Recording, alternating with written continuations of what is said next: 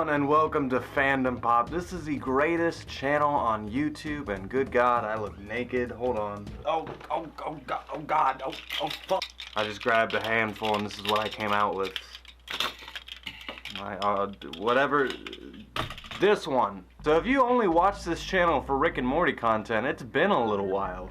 I actually, didn't know if I'd, review the rest of the season. I don't really like doing episode reviews unless it's for something I feel I can actually make a video about and actually get 10 to 15 minutes worth of content out for. But you know, most TV is not like that, but Rick and Morty is different, man. But at the beginning of season 4, I did my episode reviews. I did 1 through 5, and now it's season 4B or something. I hate modern television streaming / releasing of episodes. But in short, I decided I'd watch each episode, and depending on if I had enough to say about it, I'd make a video about it.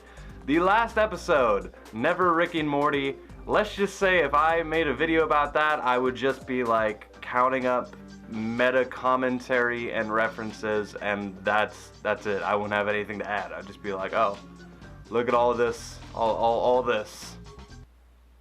There's not much of a video. And unfortunately, that episode also, I don't want to say it sucked, but it was another lackluster episode. And I know for most people, if you're doing episode per episode videos, there's a lot more weight on every episode. Most seasons of most shows, half the episodes are whatever, and then half of them are really good. And that's kind of the case for this season as well. So we'll see what the last couple episodes have to offer. But today, we're talking about Promortyus, the alien episode of Rick and Morty. And what I mean by alien episode is Promortyus is the prequel to Alien, and that's where this show gets its title. It also steals the concept of the face hugger things that, you know, they just attach themselves to your body, and they just get a little egg up in there, and then it explodes. And you've probably seen Alien, you know how it works. But in this episode, the face huggers are just parasites. Once they latch onto your face, they just take control of your whole body. It's Parasect, the Pokemon, but in a Rick and Morty episode. And we start the episode with Rick and Morty accidentally getting these face hugger things off of them, and they're oh, what the fuck, how did we get out here? The last thing they remember is just looking at a wet egg that looked rather wet and moist, I guess. Watch out for moist eggs out there, everybody. After that, Rick and Morty just solved their problem the old practical way. Just with a roll of duct tape, they take the face hugger and just put it back on and act like everything's normal. And they try to make a valiant escape. But one very, very intelligent alien guy was able to notice that their faces actually aren't blinking. So despite their Team Rocket levels of disguises, Rick and Morty are found out, and they run, and they just start killing the aliens in droves. They go into an anime mecha suit thing, like a fucking Gundam person, and they have swords that they just slash through enemies, and they just get out of there. It's that easy. Despite this facehugger civilization actually creates a genuine society, one that believes in peace above all else. Glorp glorp for life. Rick and Morty are 100% the bad guys in this episode, and usually sometimes we kind of just gloss over whenever they just leave civilizations burned and ruined, but for this episode we particularly focus on how evil they are, and they get so carried away. At one point they come across a pair of buildings, and they were just remarking how fun it is blowing shit up. A pair of towers very reminiscent of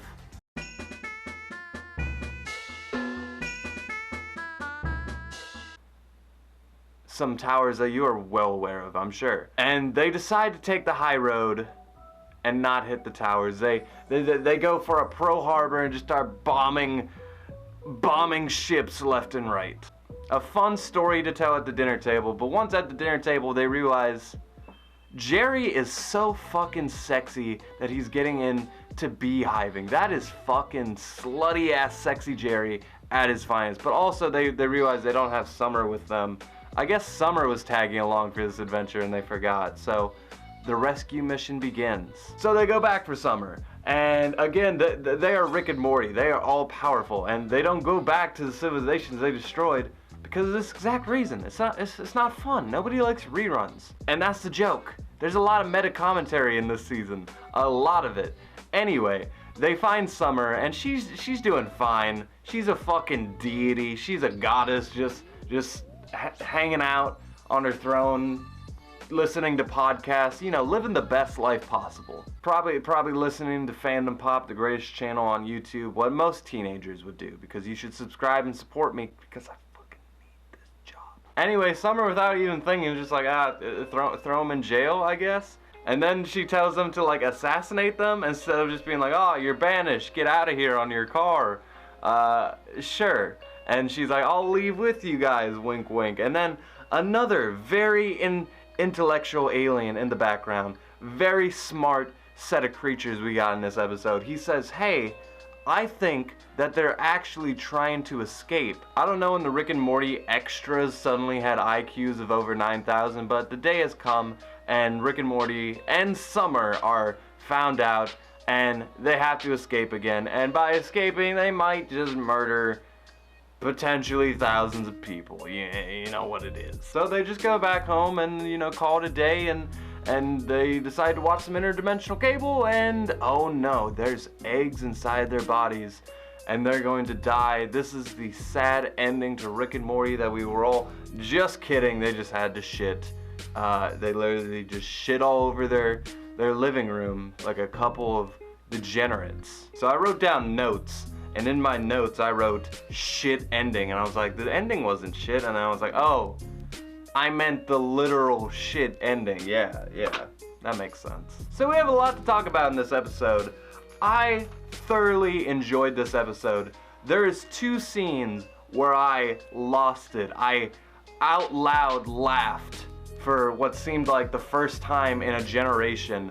Literally, the cold echoes of laughter that bestilled my beating heart went through my esophagus and out into the real IRL world, and it was something. I hadn't felt that way in a long time. My cynicism just imploded. My funny bone blossomed once more, and I laughed my ass off to a Rick and Morty episode. And the scene that did it was when Morty and Rick's face huggers just made out and had the best actual romantic interest. A love stronger, much more than Beth and Jerry. This was real love coming from the voices of Rick and Morty, and it was hilarious. And the other scene that made me laugh my ass off was when Beth returned home and then Rick was just yelling at her, "Say goodbye to your little boy, he's dying!" Yeah, that was hilarious. And God, they put so much in these episodes, man. I feel like I'm still just cracking the surface. There was like a big Star Wars bit, and like, I guess Rick's ship can turn into the Millennium Falcon with the missiles and the shooting and the murdering of people, just like the Millennium Falcon. That was cool. Rick's face hugger became like a YouTube star, like cause this whole episode feels like it happened within a day. Rick and Morty time is weird. Yeah, I guess they, within a day, were able to do all these different things. And yes, I'm going to repeat, I really enjoyed this episode. This is probably one of my favorite episodes out of this season entirely. That being said, it feels a lot more like nowadays we can't just sit down and watch Rick and Morty. Even if there's a good episode like this one, there's a lot of like commentary and meta humor that I've always liked. I always enjoyed these aspects of Rick and Morty. I like fourth wall breaks. But now they feel very invasive. It feels like if we're just gonna watch Rick and Morty do nothing and have just fun fart jokes and stupidness, that we have to feel sorry about that, or we have to like explain it or like dance around it, and I don't like doing that. I don't like the fact that like I have to know the writer's reason for doing something before they do it. I just want to watch these characters, and I don't like being reminded about the real world. I just want to live in fiction. You're breaking the walls. But this was a very enjoyable episode. I have not laughed as much as I have during this episode in a long time. Probably one of the funniest Rick and Morty episodes, and I like the alien concept. I like the face huggers.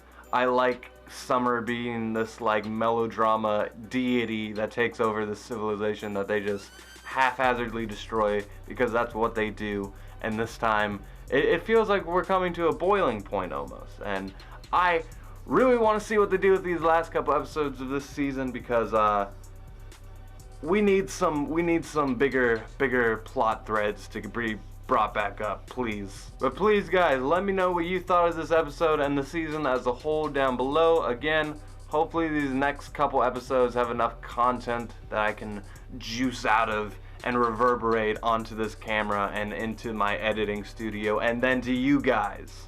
That's what I do here on Fandom Pop on YouTube, or whatever alien device you're watching this on within 300 years, because people will still give a shit. Yeah, right. Who am I fooling? Anyway, my name is Soul. This was Fandom Pop. Rick and Morty is love. Glorp glorp for life.